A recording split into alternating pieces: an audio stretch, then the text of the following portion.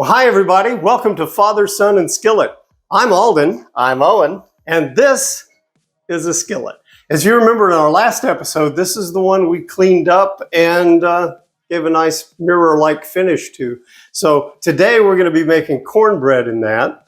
And to go along with it, our meal includes some beans, specially done. We're making macho borracho frijoles, or in other words, cowboy-style beans or Mexican beans, sometimes called drunken beans, which is why the borracho. So let's get started. We started the night before with a pound of pinto beans that we poured out on a tray, and we cleaned them by picking through them and taking out any little rocks and broken beans, shriveled up beans, and any other foreign objects that might have found their way into the bag. You could do this a handful at a time straight from the bag, or do like we did, pour them out on a tray. But take your time either way. Be very thorough. And when you're done picking through the beans, put them in a large bowl or a big measuring cup like we've done. Leave them to soak for at least 4 hours. Overnight is better. Be sure you use enough water and leave enough room for the beans to expand to 3 times or more of their original volume. Now, let's move on to cooking. We took 1 slice of thick cut bacon. If you don't have thick cut, use 2 slices of thin bacon. Cut that into 1/4 inch squares.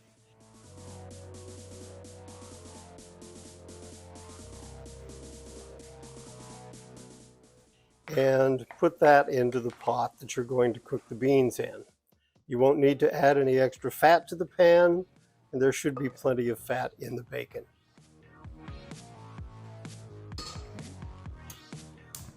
We'll cook the bacon on low heat and let the fat render out. We'll just keep it moving, stirring the bacon occasionally, and cook it until everything is crispy. Now, while the bacon is cooking, we're going to cut up an onion for our beans. I put down this non-skid mat shelf liner that you can find in most grocery stores and cut a piece the size of the cutting board.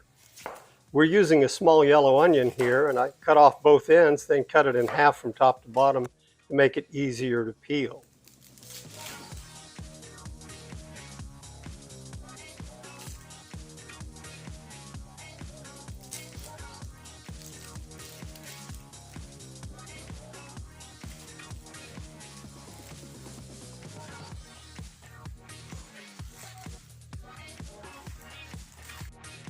Now, once the peels are out of the way, start by making a few horizontal cuts, then some vertical cuts before you make your final cuts to chop up the onion. At the end here, you'll see how I deal with the root end of the onion by laying it down and chopping it. So nothing is wasted. We'll do the same thing on the second half. A few horizontal cuts, a few vertical cuts, and then our vertical cuts to chop the onion. By now, our bacon is crispy, so we'll deal with that next.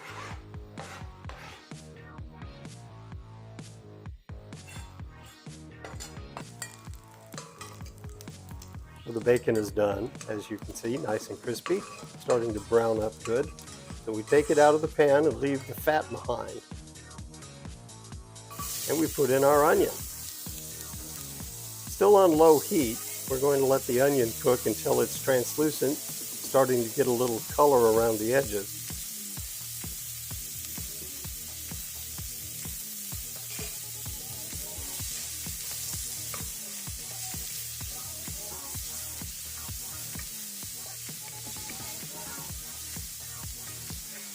You see they've grown to almost 3 times their original size. And to rinse them, we'll start a little water running in the sink, and you'll see we've got the pot for the cooking the beans next to it there. So we just give them a little rinse, a handful at a time, and put them in the pot.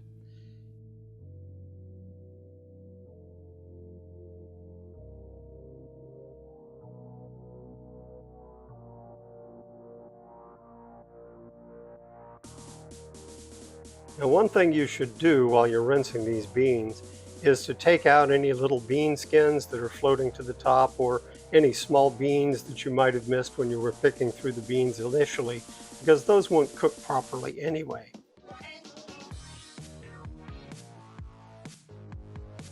Now that the beans are rinsed, it's time to cover them with water. Here's a little hack for you.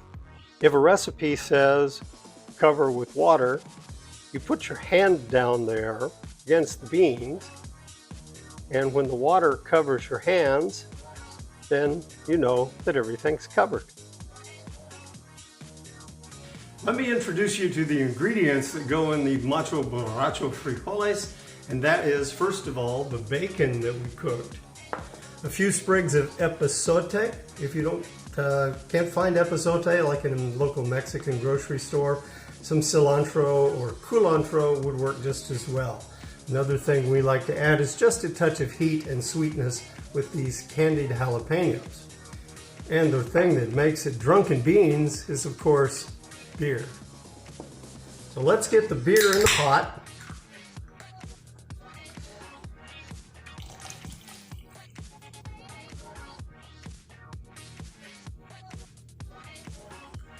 Along with our other ingredients,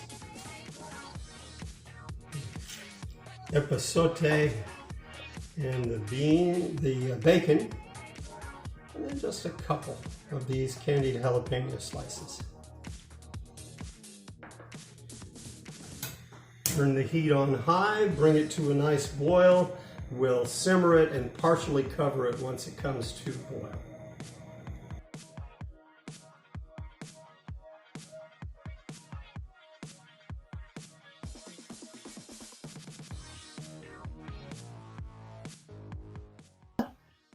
You can see the beans are boiling, so it's time to put a lid on it. We're going to put it on most of the way. And then we're going to move to a back burner so it goes a little slower, because all we want from here is a nice simmer, and we will check on those occasionally over the next hour and a half to 2 hours. Now the beans have cooked about an hour, and I just checked them a minute ago, and they seem to be done and ready for the next step. So let's take a look at them. Still nicely covered with some water and looking nice and tender. Now, a quick way to check whether beans are done is to scoop a bean or two out of the pot and just blow on them, and you see where the skin starts to curl up and peel away from the bean. That means the bean is pretty much done. You can do a taste test. Still firm, but not mealy. So the next step is to add a couple of teaspoons of salt. I'm using kosher salt here.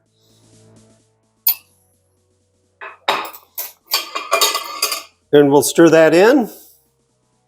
And let this continue to cook for just a little bit on a very low simmer until it's time to serve. The son just asked me why we put the salt in so late, and one of the reasons is that salt on most of these beans, like pintos especially, will keep the beans from softening as they cook. So you'll want to add the salt to the beans as late as you possibly can, and then just let it cook a little bit longer and absorb that salt into the beans themselves. Now you see we filled the sink up with cold water, and we are going to wash our greens. Now this is Swiss chard, one of my favorite greens. It's sweet, tastes a little bit like beets, and in fact, if you grow your own beets, you can use the tops or the little beets that you thin for this, but Swiss chard is really, really good. It's a favorite in Italy where they call it bietole, and they call beets barba bietole, which is chard roots, if you want to look at it that way. Now what we want to do is get these in water. You want at least 4 or 5 inches underneath these as they float in the water so that any dirt that's on them can settle. We'll zhuzh these around a little bit and let them set for 5 minutes or so, and then we'll drain the water, we'll rinse these off and go on to the next step. So the beans are done, the greens have soaked, and we're going to get them ready to cook. We're also preheating the skillet in a 375-degree oven. That's coming up to temperature so that we can make the cornbread, which is the whole heart of this cast iron episode. So let's get started on that. All right. Our greens have soaked for 5 minutes or so, and we'll just lift them out of the water and get them into a strainer over here and let some of the excess water drain off of them. These were pretty clean. There doesn't seem to be a whole lot of dirt down below in the sink here.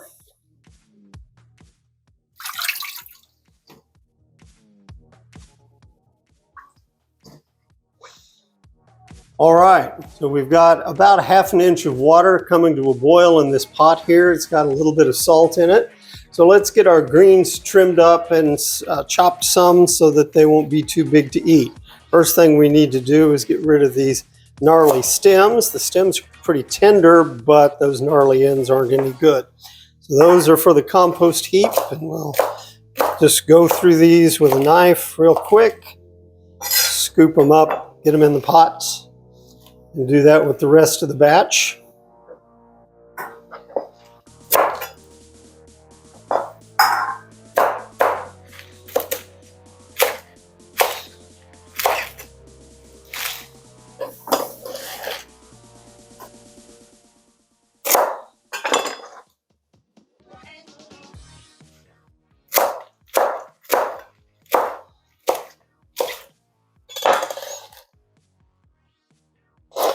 So the Swiss chard is all chopped, and we've got this on about a medium heat. We'll plop a lid on it and let that cook. These are really tender greens, so they won't take too long to cook, maybe 15-20 minutes, which gives us time to put the cornbread together. So now it's time to make the cornbread. We have our number 8 Wagner ware skillet there ready to go. It's hot. You notice the little red handle on it. We need a cup of cornmeal, a cup of all-purpose flour. We'll add a teaspoon of salt and a teaspoon or 2 of baking powder to that. And we'll get it all mixed up. This is kind of like making muffins. If you get all of the dry ingredients well mixed first before you add the wet ingredients. In fact, I like to make a little well here in the bottom so that we can add 1 beaten egg and a cup of milk. Now that may be enough milk, it may not. We'll just have to stir that up. We don't want to stir too much because we don't want to make it tough, because the gluten in the flour will definitely make it tough. Oh, that cup of milk was just about right. A little bit thicker than cake batter is perfect texture. What we have here is 3 tablespoons of vegetable oil that goes in the hot pan. And we'll give it a little swirl. You can see it's already rippling because it's hot enough. And then we'll pour the batter into the pan.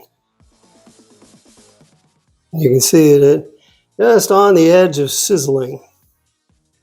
All right, you see we've got our batter in, and we'll put this in the oven, 375 degrees for about 20 minutes, and we'll keep an eye on it. All right, the cornbread is done. Now, the acid test, did it stick? No, that's the beauty of cast iron, and it's the reason why you put a little bit of oil in the bottom of a pan when you're making cornbread so that it doesn't stick on the bottom. Now I'm going to admit to failure here because that needed more milk. It didn't completely fill the pan because it wasn't fluid enough. We're going to eat it anyway, and then I'm going to follow it up with another video of a properly made batch of cornbread in the same skillet, so stick around for that. All right, let's serve up everything else, including the Swiss chard. Ah, yes. Nice and tender. and smelling all beety. Put that in the pot. Woo, hot.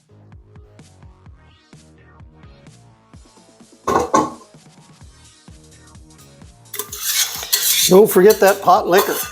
It's the good stuff.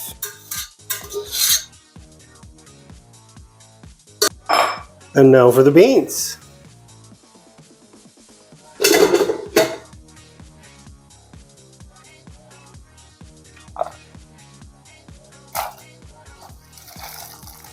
Oops.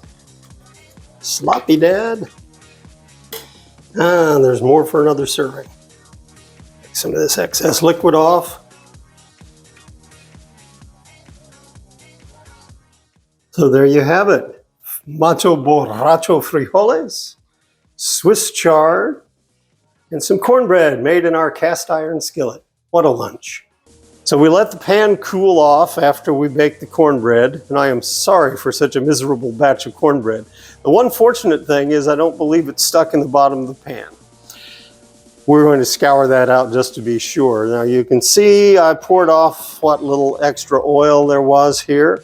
So we're going to take this to the sink, give it a good scrub with hot water, and put it back on this burner and let it get hot all the way through. Hot water, a little scrub. We're not pushing down very hard. We're just making sure that nothing got stuck in here, because we don't want things stuck in here. That's a dirty pan. A little oil is going to be okay because we can deal with that, and that's called seasoning. So here we go. See, you can see it's a little bit oily still, but we'll take care of that in just a second. Back to the stove. Turn the stove down low, set the pan on it. Put this little protective handle cover on, and we'll let it get hot.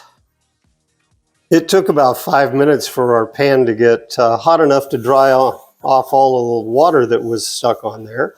So we'll just take our little paper towel and we'll buff the excess oil out of this, and especially over here where we poured out the excess. We don't want too much stuff to build on the outside, which it will over time. We want a very, very thin sheen of oil on this pan, and then we'll let it continue to cook for a little while, and we'll give it one last little wipe to make sure that we've gotten all of the excess oil out of it and that the rest of it has started to cook on there and season this pan. But there you go. There's what it would look like. All right, so that's all that. Hope you enjoyed it, and if you did, like the video, share it with your friends. Remember to subscribe and ring that bell. Not that bell. Also, stay tuned for that follow-up cornbread video.